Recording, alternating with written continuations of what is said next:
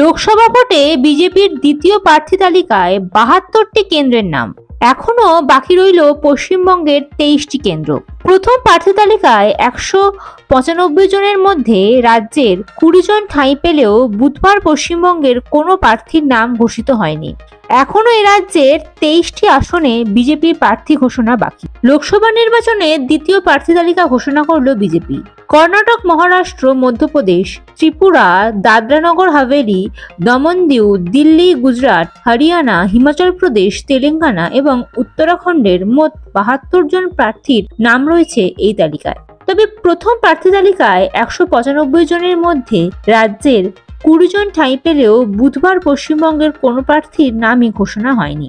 আসানসোলের ঘোষিত প্রার্থী পবন সিংহ ভোটে লড়তে অস্বীকার করেছেন। অর্থাৎ এখনো এ রাজ্যে 23টি আসনে বিজেপির প্রার্থী ঘোষণা বাকি। হরিয়ানার সদ্য প্রাক্তন মুখ্যমন্ত্রী মনোহরলাল খট্টরকে সে রাজ্যের কার্নাল আসনে প্রার্থী করেছে নরেন্দ্র মোদীর দল। উত্তরাখণ্ডের প্রাক্তন মুখ্যমন্ত্রী ত্রিবেন্দ্র সিংহ রাওয়াতকে কর্ণাটকের প্রাক্তন মুখ্যমন্ত্রী বাসবরাজ বোম্মাইও রয়েছেন তালিকায়। কেন্দ্রীয় মন্ত্রী নীতিন গডকরি, পীযূষ গোয়েল, প্রহ্লাদ যোশী, অনুরাগ ঠাকুর, শোভা কারান্দালাজে, যুবনেতা তেজস্বী সূর্য, পঙ্কজা মুন্ডে রয়েছেন তালিকায়।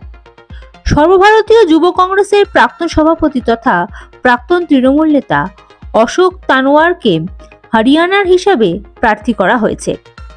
কর্ণাটকের মুখ্যমন্ত্রী বি.এস ইয়েদুপাল্লার পুত্র রাঘবেন্দ্র টিকিট পেয়েছেন পারিবারিক আসন শিবমোগ্গায়।